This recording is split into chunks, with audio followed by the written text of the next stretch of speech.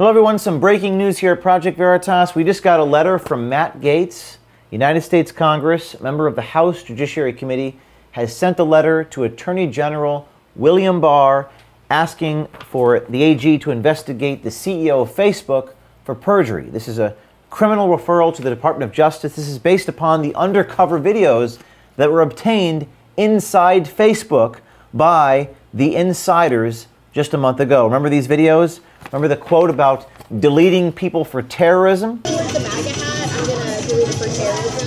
That's right. In fact, the letter cites that video on page 1, recent reports from Project Veritas featuring whistleblowers who worked as Facebook's content moderators have shown ample evidence of such bias and manipulation. Now, this comes on the heels of our investigation. Mark Zuckerberg testified under oath with Ted Cruz that they don't have any bias. Here's Mark Zuckerberg talking to Ted Cruz in Congress. And this is actually a concern that I have and that I try to root out in the company, is making sure that we don't have any bias. There is absolutely no directive in any of the changes that we make to have a bias in anything that we do. To the contrary, our goal is to be a platform for all ideas. So there's Zuckerberg saying that there's no directive, there's no bias inside Facebook. But what Zach exposed, this is the Facebook moderator who worked for Cognizant, a subcontractor for Facebook, is he says that the artificial intelligence programs for Facebook automatically refer to the content moderators, mostly conservative and Republican content. This is also cited in the Matt Gaetz letter.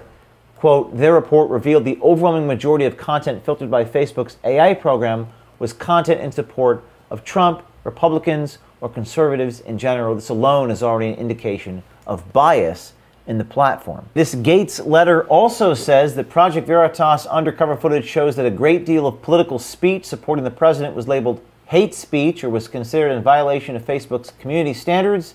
At the same time, speech promoting violence against the president and his supporters was labeled as merely political and thus allowed to stay on the platform. For example, Zach McElroy captured a shot of a Facebook corporate ruling that an illustration of a hand-holding of a knife slashing the throat of the president captioned by, quote, Trump, would be allowed as political speech despite being in clear violation of Facebook's guidelines. In this case, the guidance to content moderators instructed them to watch for hostility directed at the gallery that posted the image. That's not the only thing that Project Veritas exposed. We also have these clips showing people inside Facebook saying they, quote, rigged the game for the left side.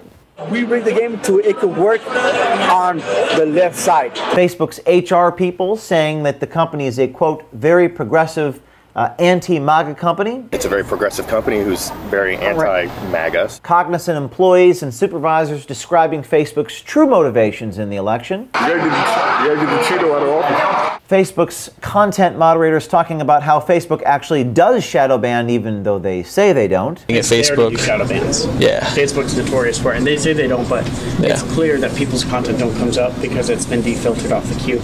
And the heroic insider Zach himself, who actually describes that 80% of the things that is referred to him from this AI program before the content review targets one political side of the aisle. Well, certainly the algorithm is not human, but it had to be made by a human.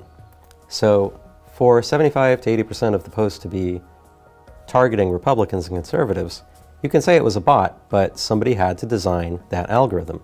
So really, somebody at Facebook. Now, this is a developing story. Apparently, Zuckerberg is scheduled to testify on Capitol Hill this week as potentially Wednesday. Congressmen can ask him questions about this. If convicted of perjury, Zuckerberg could face years in prison. We know we live in a country where we do not have equality before the law. I know that intimately because I was incarcerated and arrested for wearing a hidden camera into a federal building while people in Portland attack, graffiti, and vandalize that building. I know we are supposed to be a nation of laws. At the very least, Facebook may want to be transparent about their algorithms and their artificial intelligence programs and how they work. People have a right to know, especially in the time of a 2020 election, how this actually works. In the meantime, we should thank the brave insiders, Zach McElroy, Ryan Hartwick, who came forward courageously, risking their lives, risking their careers to tell you about what's going on inside these companies. If you have any tips, if you're a tech insider, if you know of election meddling done by Twitter, Google, Facebook, email us, veritastips@protonmail.com. This is a developing story. We'll keep you tuned every step of the way. Oh, and one more thing. Business Insider has attacked our credibility. If you want to take a look at this, this is Business Insider did a story, Matt Gaetz asking DOJ to launch a criminal investigation into Facebook. And in this article, it actually attacks us. It says Project Veritas is a right-wing activist group that frequently traffics in misinformation and propaganda, known for its sting operations and for deceptively edited videos. We'll be sending a letter to Business Insider asking for a retraction. But we do have Newsweek on the story talking about the criminal referral as well. Stay tuned, everyone. More coming soon.